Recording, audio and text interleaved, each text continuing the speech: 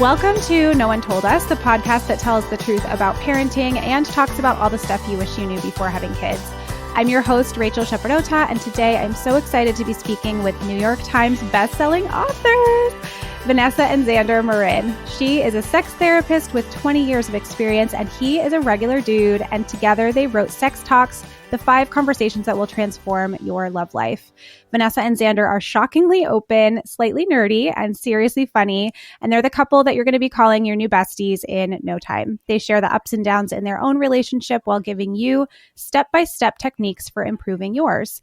They're well known on Instagram, and they also host their own amazing podcast called Pillow Talks for totally doable sex tips, practical relationship advice, hilarious and honest stories of what really goes on behind closed bedroom doors, and so much more.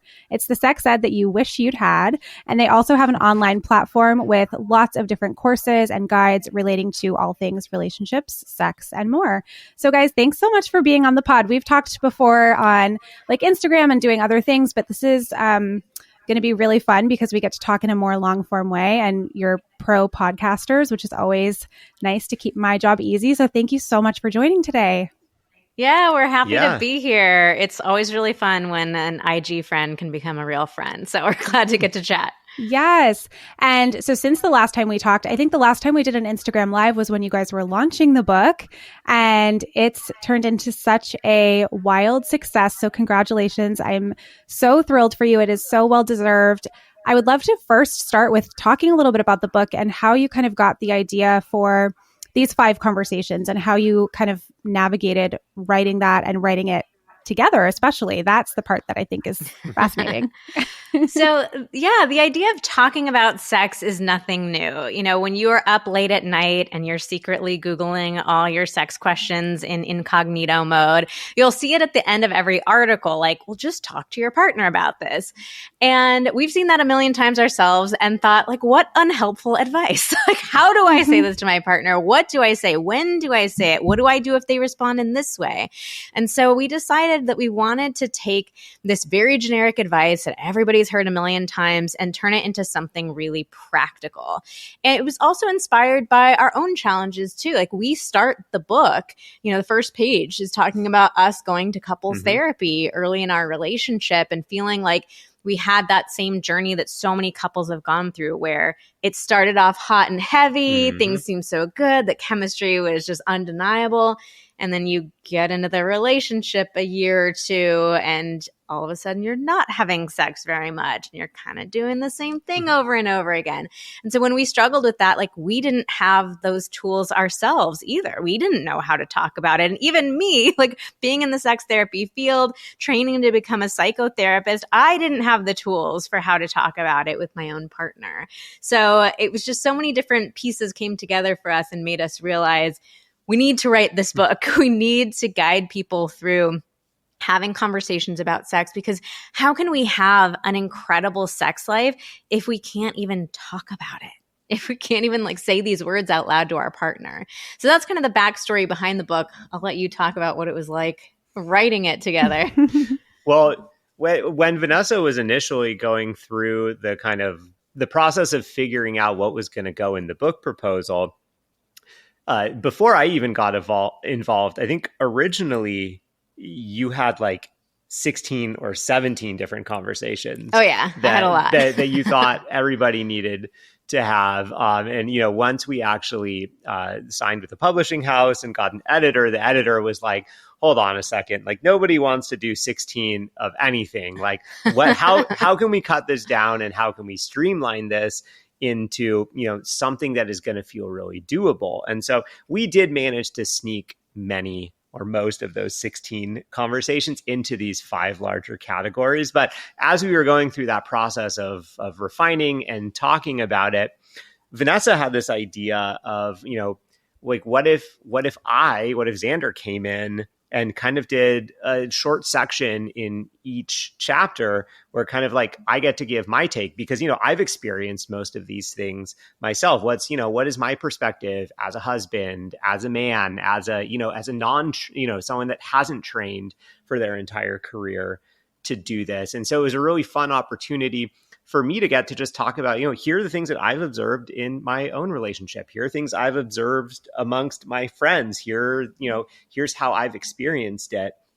And so it was really fun to get to be involved like that. And fortunately, it was pretty easy for us because, my sections were kind of separate from Vanessa's. But, we still collaborated throughout the whole process. Well, we had to do a lot of homework in writing the book. It's like, if we're telling people to have these conversations, we need to have these conversations too. Yeah. Right. And it was interesting that even certain parts of it, like little specific details, there were things that we had never talked about or hadn't talked about in a really long time. Yeah, totally forgotten about. Yeah, we got to have a ton of really amazing conversations, and it brought us closer together. Yeah. So that really helped us feel like this is definitely a book that any couple can benefit from. That's so cool. Do you have one particular conversation or section from the book that you feel particularly passionate about or think is like the most important? Or do you think that they're all super important? Like, you already whittled it down as much as you possibly could. People have to take in all of it. It's hard to pick one conversation that I think is the most powerful out of all of them because they each have their unique strengths and benefits. I will say, though, one conversation that a lot of people didn't expect us to have is conversation 2, connection. I think a lot of people think, well, this is a sex book. What are you talking about? Like emotional connection. That's kind of a separate thing. But I think that's the thing that makes our business so unique and that we do really well is we're not talking about sex as just a purely physical act. We're talking about the actual like emotional intimacy that goes into it. And what we've discovered over the course of our work is that so many couples are feeling wildly disconnected from each other. Like, we feel like roommates rather than romantic partners. We feel like ships passing in the night. We feel like we're calendar managers together, but not actual romantic partners. And for so many people, and I will say like women in particular, it's really hard to get excited about being intimate with your partner or to feel safe to try something new in the bedroom when you're feeling like this is a stranger crawling into my bed at the end of the night.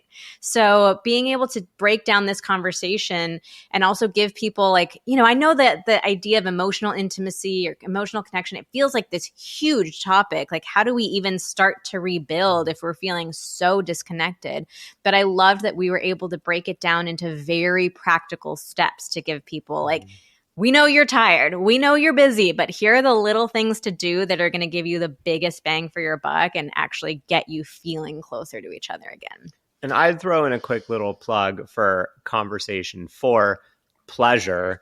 I think that's such an important one because especially in male-female relationships, there are a lot of misconceptions, misunderstandings about how pleasure really works. And very often it is for women. Yeah, especially. it is both men and women not fully understanding or not understanding much at all how female pleasure works and having this idea that it's really hard or really complicated compared to men's pleasure. And the reality is there's nothing hard or complicated about it. It's just that we have seen portrayed is, sex that prioritizes male pleasure.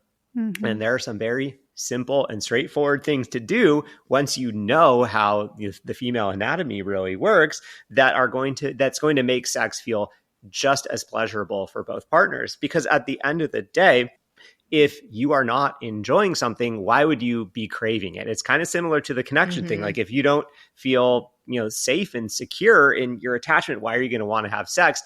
Even if you are nice and connected, like why would you be craving sex that is not particularly enjoyable for you? So I think it's so important that we just get all that stuff out there, get everybody on the same page about it. And I think that the connection and the pleasure are two of the quickest pathways to increase desire and more happiness and enjoyment. For sure. I think those points are so important too. And that's why I love your book. And I always recommend it to parents because like you said, there are so many like quick little, really actionable, really realistic things that we can do. I mean, most of the people that we're talking to today are parents and especially new parents with really little kids or babies.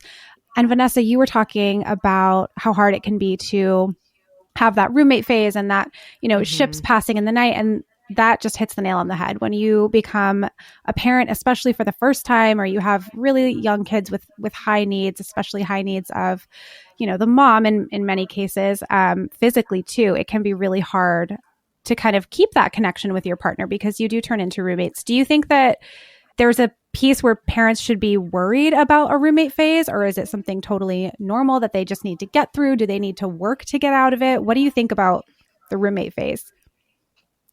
I think to some extent it is unavoidable. I think one of the problems that comes up for parents is they're not really given any preparation for how your sex life is going to change once you have a kid. Like the best you get is the 6-week checkup where maybe your doctor says like, okay, you probably won't die if you have sex now. Yeah, don't even get me started. But that doesn't say anything about, like, are you feeling close to each other? Are you exhausted? Are you sleeping? How's your relationship with your body? Like there's so many dynamics that feed into it. So I always like to start with normalizing things because it's so easy for us, and especially us women, to go to a place of feeling like we're broken or something is wrong with us. So if you're a parent, a new parent, and you're feeling like it has just become a Herculean task to maintain intimacy with your partner, you are not alone. You are not broken. That is just this season of life. So let's normalize it. Let's not make people feel so guilty and horrible about it. And at the same time, let's also not look at it in a black and white way. I think sometimes people think, well, that's just a season. There's nothing we can do. We just have to get through it. And my approach is, can we take some tiny steps where maybe it's not, it's not going to be hot and heavy. You're having all this wild and crazy sex, but like, let's not say we're doing nothing. So I'll give you one very practical example. I think one of the best things that new parents can do when they're going through a season that feels like it's just about survival is to, at the very least, acknowledge what's going on. And you can say even something this simple. Hey, I know we're going through a really tough season right now, and it's been so much harder for us to be intimate. I just want you to know this is not what I want our relationship to feel like, and I'm really excited for us to get to the other end of this and be able to devote more time and energy to ourselves and each other again. Because what that does is, if you don't say anything, which is the case for most people, like you get into that season of survival, you're feeling like roommates, and shame and embarrassment come up, and you don't want to acknowledge it. It's like, I feel so embarrassed. I don't even want to acknowledge that this is happening. But if you don't say anything, that leaves your partner wondering what you really feel.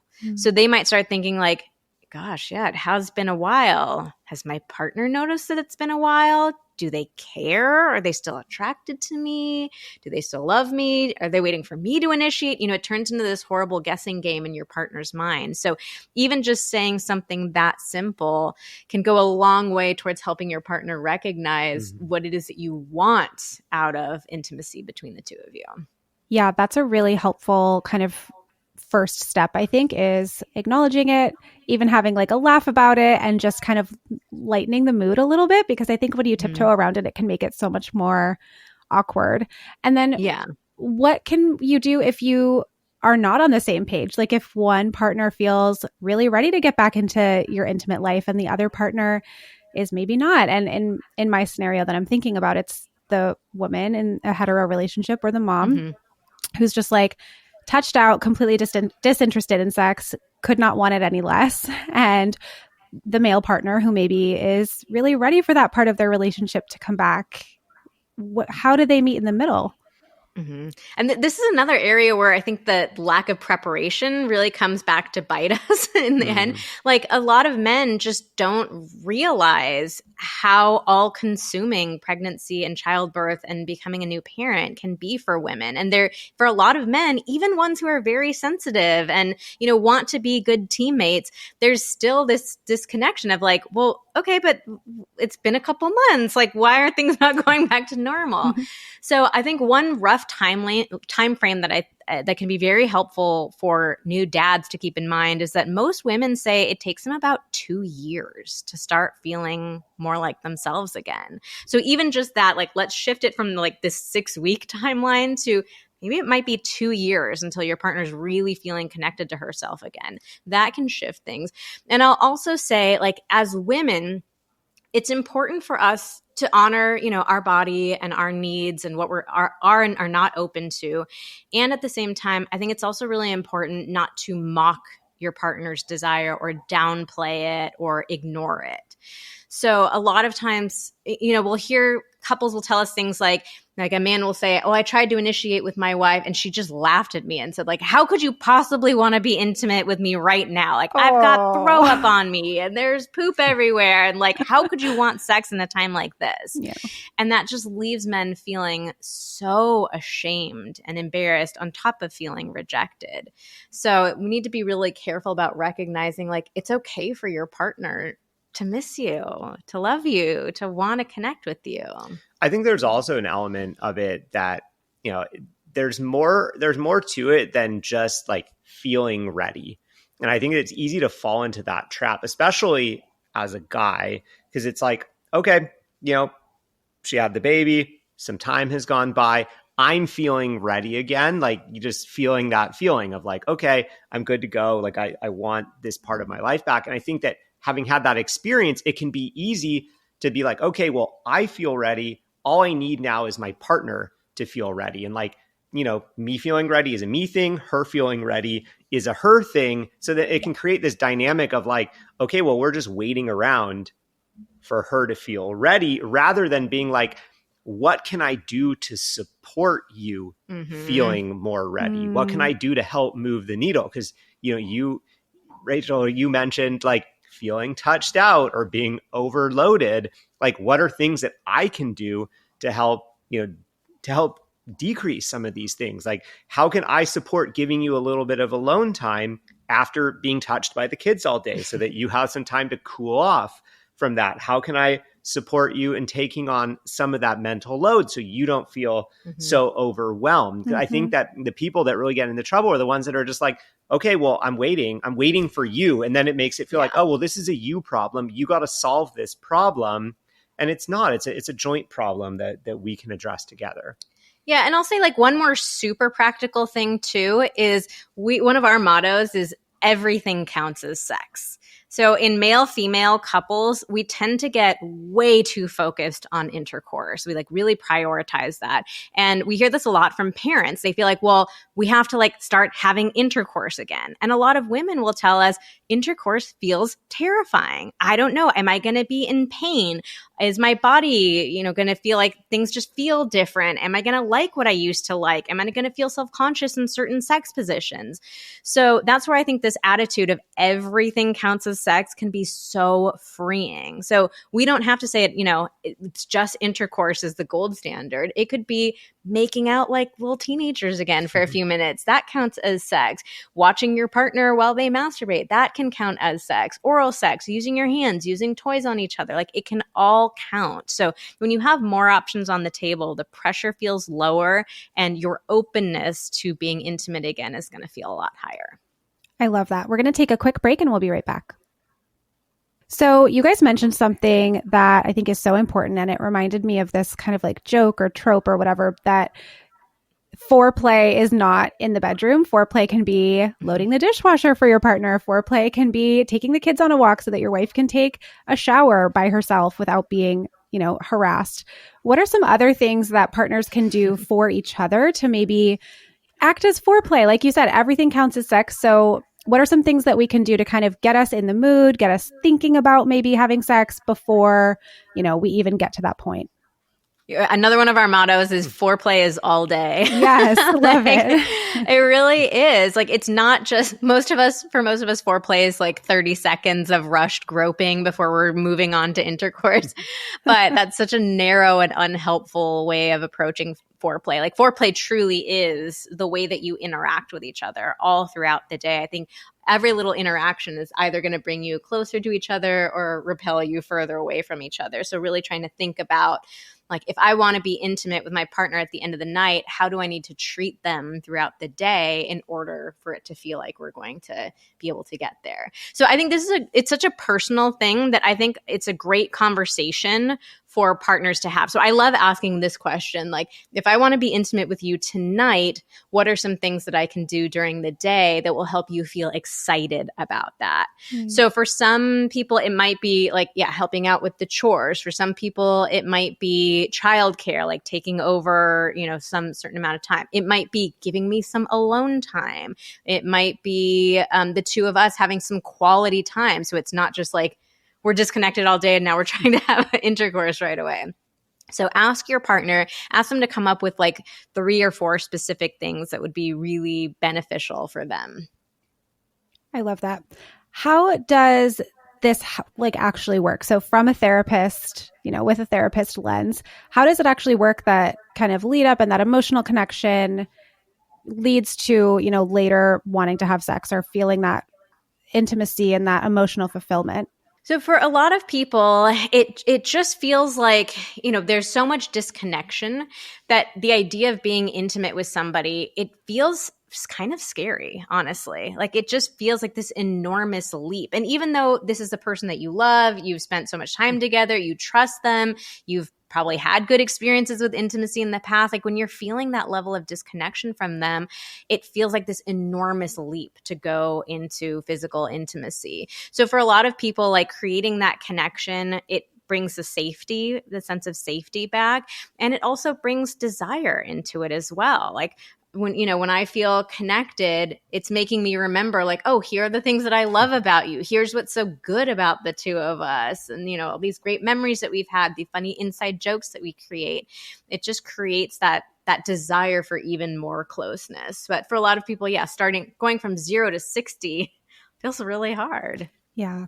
And I think for people who are, in kind of those early years of parenting, it just is something that happens without us even realizing. And all of a sudden you look at your partner and you're like, holy shit, I don't think we've had an actual conversation in 2 weeks, or, we haven't been intimate in a couple of months. And then it just kind of builds and builds and builds, and it's hard to get back.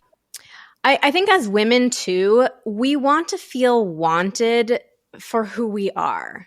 Like if you're feeling disconnected from your partner and they're coming in hot and heavy with the initiation, it's very easy for us to write this off as like, well, is this really about me, or is this more about you and your needs? And we also like have a lot of sensitivity to this. It's very easy for us to feel undesirable and unwanted, so all that can come in. But when we have that emotional connection, it makes sex feel so much more personal. Like, you're wanting to connect with me. You're wanting to be with me, not just you're wanting to have a sexual experience.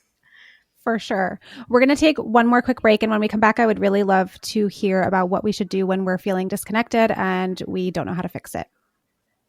Okay, so we're back with Vanessa and Xander. And one thing that I would love to hear your opinion on is therapy, because for so many couples, they probably should have been in therapy a long time ago. And then, things come up and life gets busy, and then you add kids to the scenario, and it just feels like you can never find the time or make the time to go to therapy. But you guys have shared recently that you've started back in couples therapy, which I think is so amazing that you're setting that example for people. So can you talk a little bit about how to know when it's time to go to therapy, and then, what the benefits could potentially be? Because I think it feels really scary to people.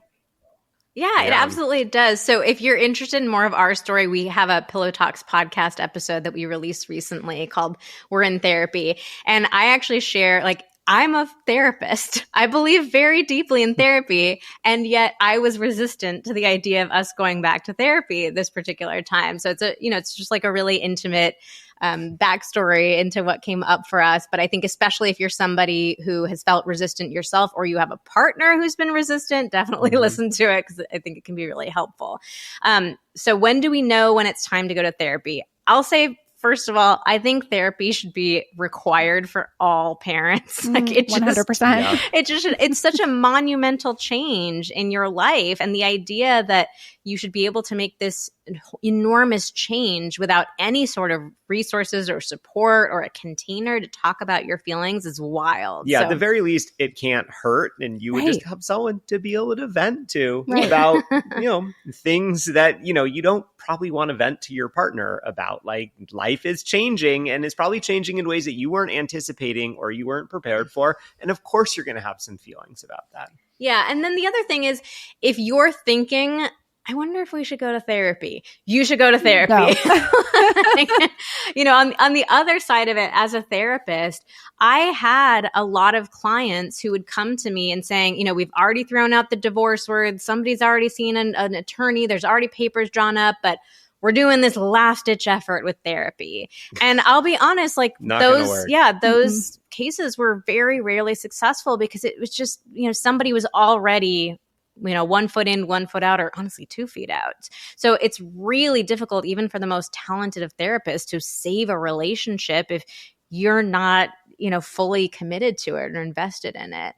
So on the other hand, like we share in that episode, we're in a really good place in our relationship. Like we're the happiest we've ever been. We're the most connected we've ever felt. And so going to therapy now, despite my initial hesitations, but going to therapy now has been so freaking fun. Like we actually look forward to it. We're excited about it. We come out of sessions feeling closer. Yeah. Aww. So it's, when you can go to therapy when things are in a good place, it's so enjoyable. It just feels like the coolest quality time that you could possibly spend together. And you're learning, new tools, new things about each other, new ways of talking to each other and communicating, all the things. So it's really, really beneficial. Yeah. And I'll throw in like one more sign that maybe it's a good idea to go to couples therapy. This is a great sign that is typically going to come up before things get really contentious, but if you don't do something about it, it's likely that a little bit of contention maybe turns into resentment.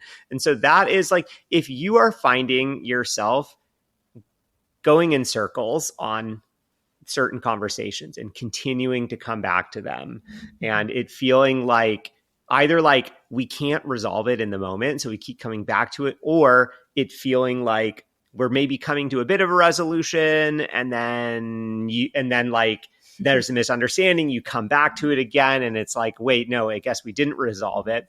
I think that can be a really good sign that it might be good to get an objective third party in there to talk this through, because there's probably something else going on underneath all of that is causing that misunderstanding. And I think that was kind of the underlying thing going on for us, that, kind of the presenting issue that we went in to see this therapist about was just something that we have been, talking about for the last year or so. And it's just kind of like going in circles a bit, not like in a negative way, but just sort of like, we would talk about something and be like, God, I guess we don't really have like an answer, a solution, a resolution. And we keep revisiting it and keep kind of feeling like, oh yeah, it doesn't feel like either of us are ready to just be like, okay, here's what we're going to do.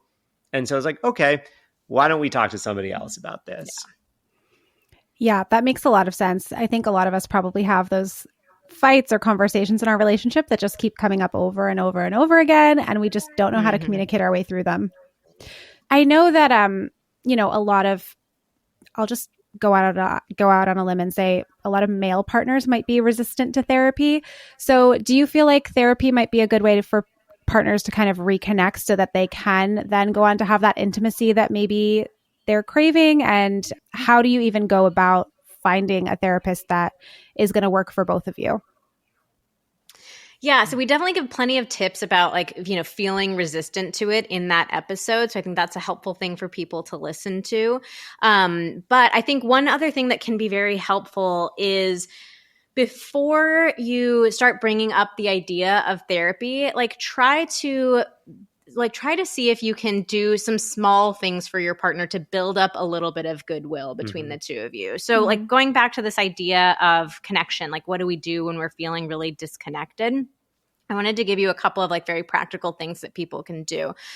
We love the 30-second hug and the 6-second kiss. Research has shown that those two forms of touch actually make a really big difference. It's what gets oxytocin flowing, getting us feeling, closer to each other, more trusting, more connected to each other. And I love both of those because you can do them both and it's still under a minute. So even the busiest couple, a lot of bang for your buck there. 30-second hug and a 6-second kiss, right? So I think think like trying little things like that. And then another one that I always talk about is expressing gratitude and appreciation for each other. So research has shown that gratitude is actually the number one predictor of marital success. Really? And, we've all heard about gratitude, but there's this kind of like, oh yeah, get out your gratitude journal, whatever. We roll our eyes at it a little bit, but research has actually shown it's incredibly powerful. So if you are already having this feeling of, I want to bring this up with my partner, but I think they're going to be a little resistant, like try some of those little things like that. So you start building up a bit of goodwill, between your partner, and that might make them feel a bit more open to it. Yeah. And then I think one other thing, especially if you're kind of pivoting into that conversation of, hey, maybe we should talk to a therapist about this. I think one, like you said, a lot of men don't feel comfortable with therapy. A lot of that is probably because they haven't had any personal experience with it. And probably most men feel like they are less prepared than their female counterpart to have emotional conversations. And so I think there can be this fear that, oh, well, going to therapy is just a proxy for like somebody else is going to tell me why I'm wrong and why I need to do what she wants. And that could not be further from the truth. I think what's really interesting, what you find when you go to couples therapy is like the couples therapist's job is to not be on anybody's side other than the relationship, really. And so like what either of you have to say is equally valid. And, I think that a lot of men would be very surprised once they get into couples therapy, just how much that couples therapist is going to be willing to listen to them and hear what they're saying and help them express it in a way that their partner is going to understand. So I wanted to say that, but the other piece that I also wanted to encourage couples to do is like, if you are wanting to go to couples therapy and your partner is resistant for some of the reasons I just explained, another thing that you can do that is super helpful is acknowledge your part in whatever it is that you want to go to therapy for, where it's like, hey, we are struggling with this conversation and I can totally see some of the ways where, I'm not, where I am part of the problem, or, I can be quick to judgment, or I can be, I can get my I've gotten a little snippy with you sometimes. I've gotten a little snippy with you sometimes, so that your partner sees that it's not like I think I'm right and I think you're wrong, and we need a therapist to tell you that you're wrong. Oh my gosh, yeah. We're going to gang up on you. I was going to say, I think that's such good advice, because I think most men assume that going to therapy is just going to be like a complete ambush and a gang up. And that's just not the case. I love that you brought that up. Definitely not the case.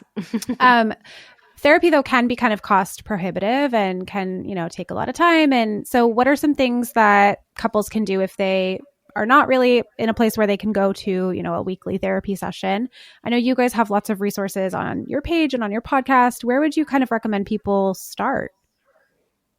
Yeah, so we have a ton of great guides and courses that we've created because we do understand, all the challenges of going in person. I started my practice seeing people one-on-one in that traditional therapy setting. And yeah, it is very expensive and it does take a lot of time. So I wanted to figure out how can I completely support therapy and therapists, and I see the value in it. And I wanted to create another option for people who, therapy just wasn't going to be accessible for.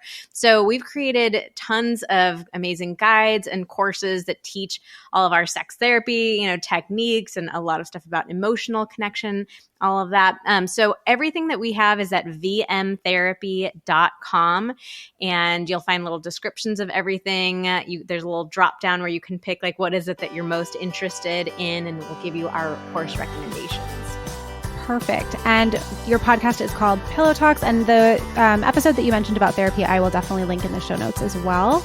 Well, thank you so much, you guys. This was such a great conversation, and I think it's, again, just so important that people talk about this stuff, and I love that you're making it a little easier to talk about. So thank you.